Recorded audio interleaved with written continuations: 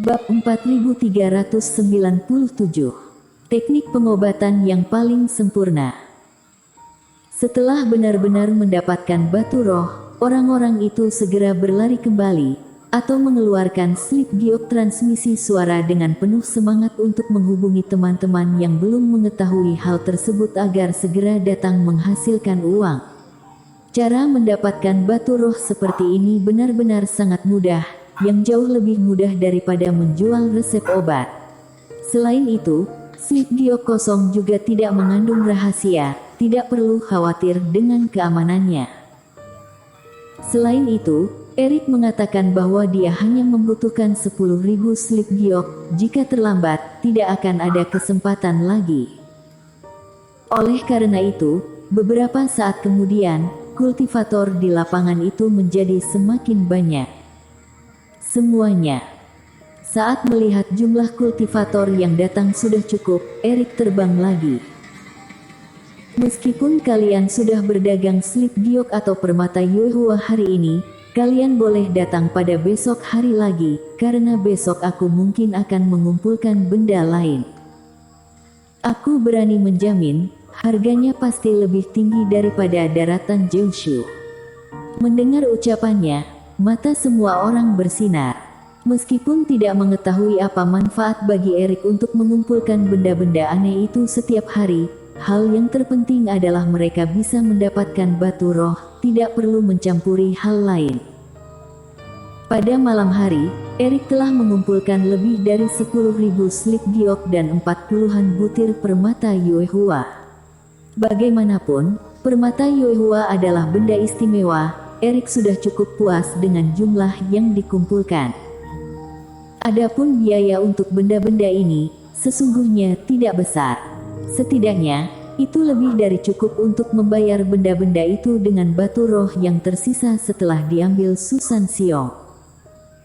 Teman seiman Zhang, semuanya, kalian mungkin harus bekerja keras lagi hari ini. Tapi, besok seharusnya sudah selesai. Setelah berpamitan dengan Vinola dan yang lainnya, Erik kembali ke halaman dan berbicara dengan sopan saat melihat Revian Zhang dan yang lainnya sudah tiba. Jangan berkata seperti itu, Letnan Qin. Tapi, apakah kamu sudah menemukan teknik pengobatan? Tanya Revian Zhang dengan cukup penasaran. Cedera pada kerohanian sangat susah diobati, tetapi saat mendengar nada yakin dari Erik dan ucapan Devi Enacu kemarin, Revian Zhang cukup penasaran, apakah Erik benar-benar telah menemukan cara ajaib. Kamu mungkin akan mengetahui hal ini besok. Erik tersenyum, dia menyerahkan permata Yuehua kepada Revian Zhang dan menepuk pundaknya. Besok. Revian Zhang menghilangkan rasa penasarannya, dia membagikan permata kepada para kultivator yang sudah bersiap-siap sejak awal, kemudian melakukan pekerjaan masing-masing. Permata Yuehua sangat banyak, jadi Revian Zhang mengukir semakin banyak formasi.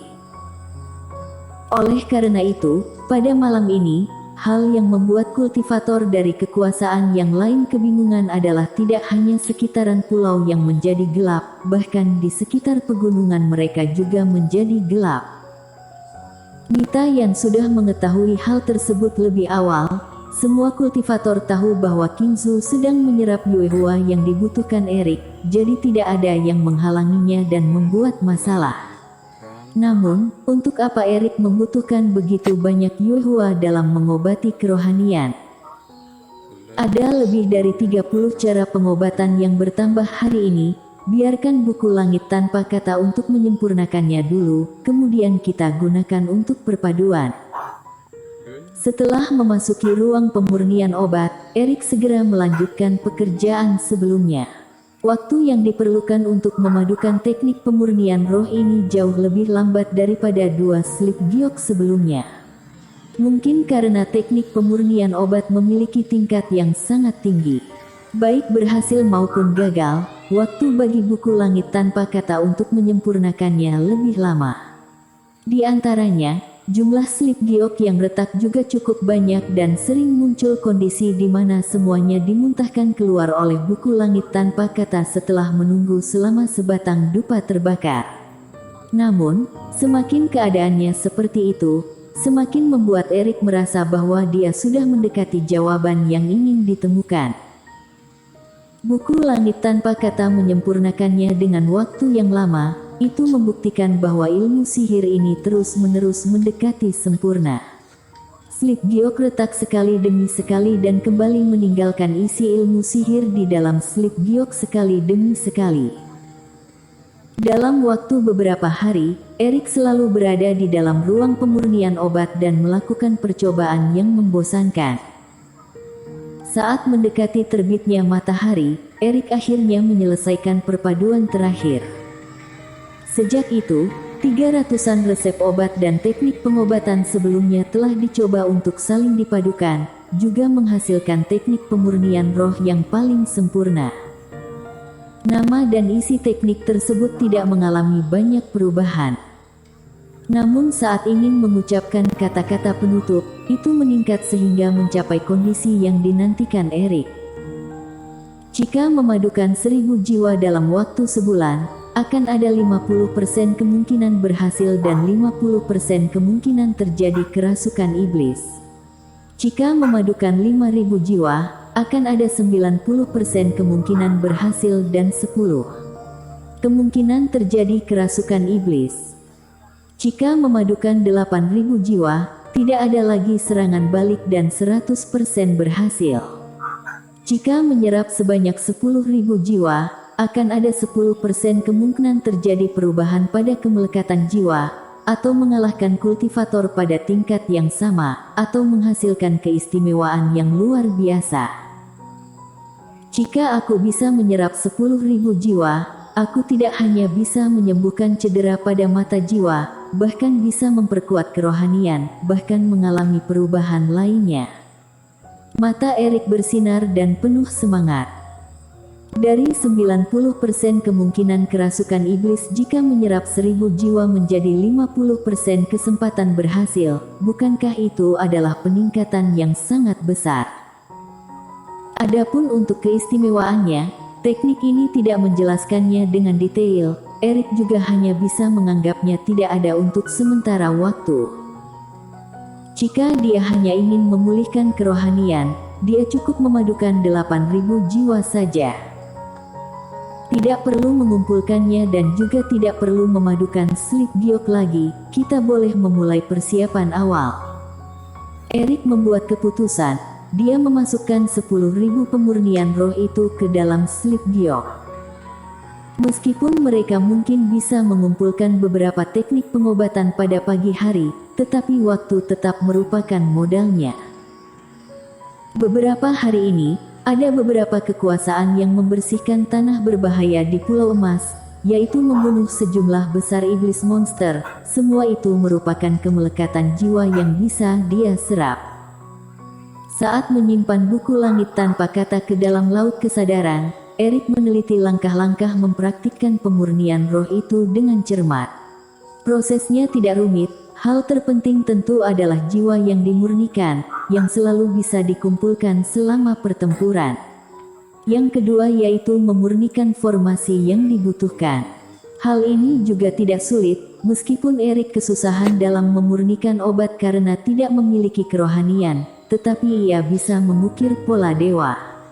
Meskipun hal tersebut cukup menghabiskan waktu, itu bisa dilakukan. Adapun untuk cairan spiritualnya, benda ini mudah didapatkan, dipadukan dengan teknik yang beroperasi juga tidak susah. Hal terakhir yang paling merepotkan adalah pil mujarab. Pada awalnya, teknik pemurnian roh tidak membutuhkan konsumsi pil dewa. Namun, pada versi akhir yang sempurna, kultivator harus mengonsumsi sebutir pil dewa setiap hari. Erik tidak bisa menyelesaikan hal ini. Untungnya, tingkat pil dewa tidak tinggi, yang seharusnya bisa dimurnikan oleh Master Obat Yan. Setelah memikirkan segala sesuatu dengan jelas, Erik memiliki rasa gembira yang tak terlukiskan.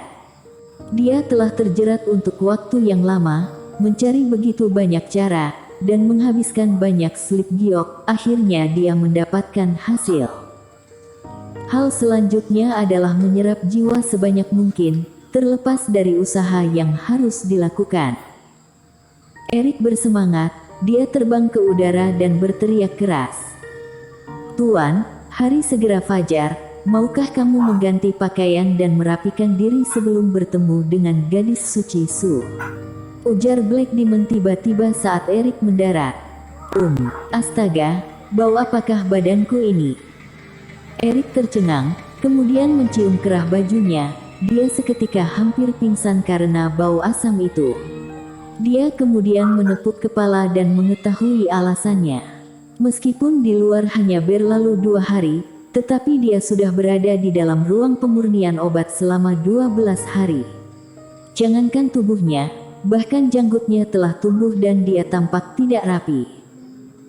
Erik menggunakan ilmu sihir pembersih pakaian dan tubuh, kemudian mengenakan pakaian yang rapi dan merasa segar. Ketika melihat masih ada sedikit waktu, Erik menunggu di dalam ruang pemurnian obat sambil merapikan beberapa benda menarik yang dimilikinya. Bersambung.